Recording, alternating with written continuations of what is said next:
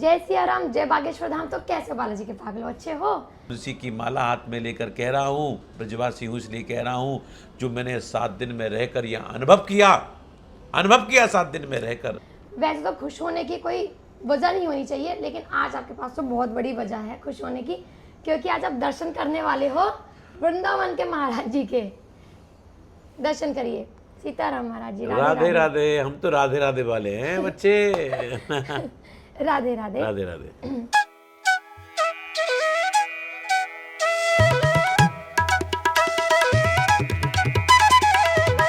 सबसे पहले महाराज जी, भक्त जो आपकी कथा सुन रहे हैं ना, वो तो झूम उठ रहे हैं।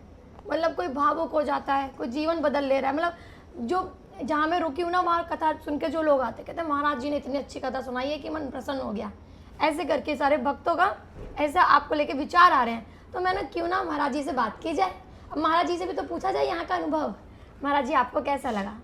मैंने जीवन में बरसों से मैं कथा कर रहा हूँ। साल में 40 से 42 भागवत कहता हूँ, और महीने में तो लोग 4 ही कथा कहते हैं। ये बात सत्य है, क्योंकि हफ्ते 4 होते हैं। लेकिन दीदी, आपको आश्चर्य होगा, मैंने महीने में 6-6 कथाएँ भी की हैं।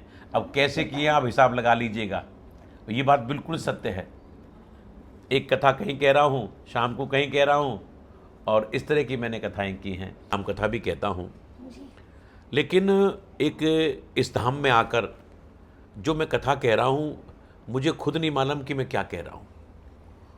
मुझे ऐसा लग रहा है कि बालाजी कथा करा रहे हैं और बालाजी सामने बैठे हुए हैं, और जहाँ हमारे शास्त्री जैसे सरकार हमारे सामने बैठकर कथा सुन रहे हैं, तो हम तो उनको सीधे हनुमान जी का ही रूप मानते हैं। और जब वो ऐसे रूप में कथा सुन रहे हैं, तो फिर हनुमान जी ही बोल रहे हैं और हनुमान जी कथा सुन रहे हैं, तो वो क्या बुलवा रहे हैं, हनुमान जी ही जाने। महाराज जी, बहुत ही अच्छा है। आप जो कथा सुनना है ना, सुनने वाले भक्त मतलब बहुत ही अच्छा रिव्यू दे रहे हैं आपकी कथा का, बहुत ही अच्छा। अच्छा महाराज जी, तो बहुत ऐसे लोग भी हैं जो गुरुजी पर टिप्पणियाँ करते हैं। पता नहीं, ऐसे लोग संसार में हर जगह हैं। राम को नहीं छोड़ा, कृष्ण को नहीं छोड़ा, अब हमको नहीं छोड़ रहे हैं। अब कैसी उन सबको लग रहा है कि मैं यहाँ धाम में कैसे पहुँच गया इनके पास, मैं कथा कैसे कह रहा हूँ, हम तो इनसे मिल भी नहीं सकते हैं। हमको अननेसेसरी, आप यकीन मानना, हमको परेशान कर रहे हैं। अरे, इतना परेशान कर रहे हैं कि बच्चे जानते हैं मैं सो नहीं पा रहा। अच्छा। हाँ जी, इतनी उल्टी बात बोल रहे हैं, आप समझ नहीं सकती बात के लिए। ओह, हर तरह से परेशान कर रहे कि हैं। आप कथा क्यों करना है यहाँ पे? हाँ जी, मेरी बात को घुमा फिरा कर जोड़ रहे हैं और डिमोटिवेट कर रहे हैं। इतना ऐसा माहौल वृंदावन खराब कर दिया है, मैं क्या बताऊं। वो लोग अपने लोग जिनको मैंने सरकार से मिलवाया, वही लोग आकर आज इस तरह की बातें कर रहे हैं। तो बस मन में थोड़ा सा दुख होता है कि हम तो एक अच्छे काम करने के लिए आए हैं और लोगों को एक अच्छी दिशा दिखाने के लिए आए हैं। अब लोग सरकार के बारे में बोलते रहते, सुन के दुख होता है। और आज चूँकि मैं यहाँ कथा कह रहा हूँ, तो मुझको भी नहीं छोड़ रहे हैं इस बात के लिए। वो सब की वहाँ पहुँच नहीं है, वहाँ तक कि मैं यहाँ कैसे आ गया कथा कहने के लिए। लेकिन हमें कोई फ़र्क नहीं पड़ रहा, ये तो संसार है, बात आती है निकल जाती हैं। अगर हम ऐसे रुकने लगे बस केवल थोड़ी देर, क्योंकि मानव हैं, थोड़ी देर मन में तो आता ही है कि ये अच्छा नहीं हो रहा। लेकिन उसके बाद जब ठाकुर जी के बैठते हैं, पूजा करते हैं, तो लगता है कि संसार है, वो लोग अपना काम कर रहे हैं, अपना काम कर रहे हैं। अब सरकार के बारे में लोग क्या क्या नहीं बोलते हैं, इसका मतलब ये थोड़ी ना है कि वो अपना काम छोड़ देंगे, धर्म छोड़ देंगे, लोगों की सेवा छोड़ देंगे या अपने संकल्प को छोड़ देंगे। नहीं, उनसे ही हमने सीखा है कि लोग बोलते रहें और कोई फ़र्क नहीं पड़ता हाथी को। तो सरकार से हम सीख रहे हैं इस बात के लिए। और मैं आपसे कहना चाह रहा हूँ, एक बार यहाँ आइए। मैं यहाँ आता था, चला जाता था, आज मुझको रहते हुए सरकार के सानिध्य में 7 दिन हो गए। इतना स्नेह, इतना प्रेम दे रखा है मुझको, आप सोच भी नहीं सकते हो। और मैं इतने सुंदर स्थान में यहाँ रह रहा हूँ। ये वृंदावन होटल करके एक जगह है, और हमारे डॉक्टर अभिषेक जी हैं, उनका होटल है वृंदावन का। चूँकि वृंदावन से आया हूँ तो मेरा भाव रहा कि चलो मैं इसी होटल में रुकूँ। और मैं एक बात तो आपसे और कह रहा हूँ, जब कभी आप बागेश्वर आएँ तो यहीं रुकें, मुझे नहीं लगता कि इससे अच्छी सुविधा कहीं और होगी। और बहुत आनंद यहाँ पर हमको भैया ने दिया, स्टाफ बहुत अच्छा है, भैया बहुत अच्छे हैं, बहुत सेवा हमारी करी है। तो जब कभी बागेश्वर आएँ, दर्शन हनुमान जी के करें, सरकार के दर्शन करें और स्थान यही रखें, बस यही मेरी मन में इच्छा है।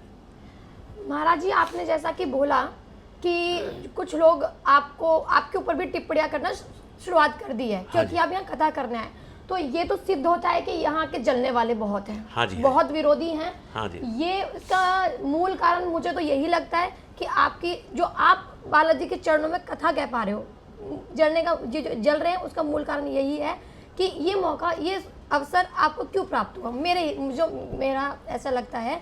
तो महाराज जी, आपकी कथा तो मतलब मैं क्या बोलूं, खुद मैंने सुनी है, मन ही नहीं, अगर मुझे वीडियो ना बनानी हो ना जाके बाहर, मैं तो कथा से भी ना उठूं, लेकिन काम के लिए जाना पड़ता था, लेकिन मन 1% नहीं होता था कि कथा के बाहर जाऊं। इतना अच्छा लगा सुन के आपकी कथा कि जैसे कि अगर कोई नास्तिक भी हो वो भी आस्तिक बन जाए, इतना अच्छा लगा। तो महाराज जी, अब गुरु जी पद यात्रा निकाल रहे हैं, उसके विषय में क्या है आपका विचार? मैं कहना चाहूँगा कि ये जो यात्रा है अपने आप में एक यूनिक यात्रा रहेगी और एक दुनिया में संदेश जाएगा, सनातन का संदेश जाएगा, एकता का संदेश जाएगा। और 7 तारीख को दिल्ली से प्रारंभ हो रही है, 7 नवंबर से। तो मैं 7 तारीख तक मेरी कथा दिन में बरेली में रहेगी और शाम को मैं भी सरकार के साथ में चलूँगा, जहाँ तक हो सकेगा साथ में रहूँगा।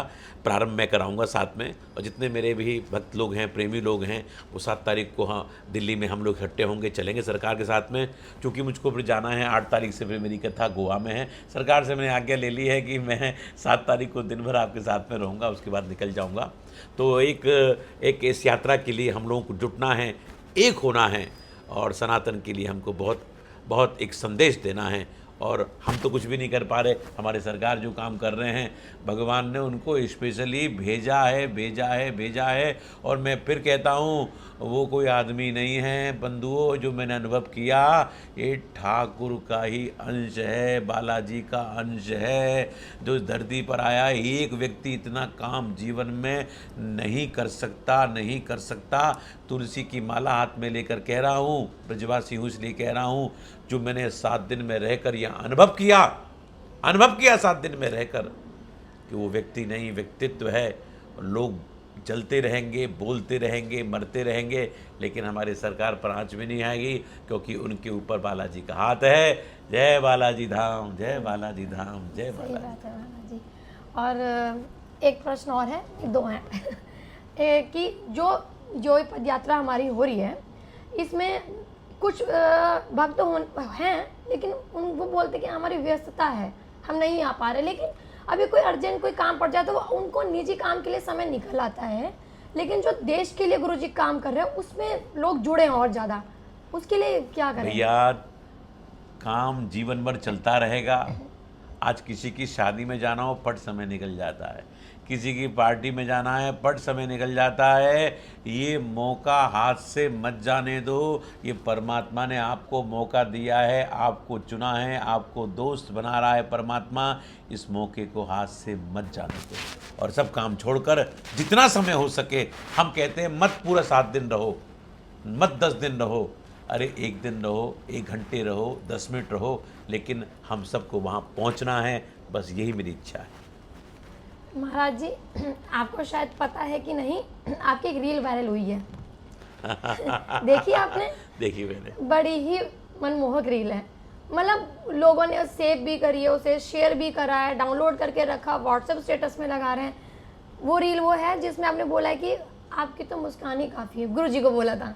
वो रील मिलियंस में बहुत वायरल हुई है। वो अच्छा, बहुत वायरल हुई मुझे है। भेजिएगा, मैंने देखी नहीं है वो। अरे ज़रूर, मैं आपको भेजूंगी, मैं आपको दिखाऊंगी, अभी ये होने के बाद मैं आपको दिखाऊंगी। बहुत वायरल हुई है वो रील।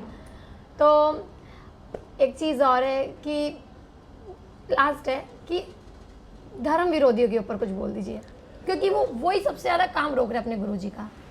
रोक नहीं पा रहे, कोशिश कर रहे हैं। देखिए, हर युग में राम है तो रावण भी है, कृष्ण है तो कंस भी है, और हर युग में रहेंगे।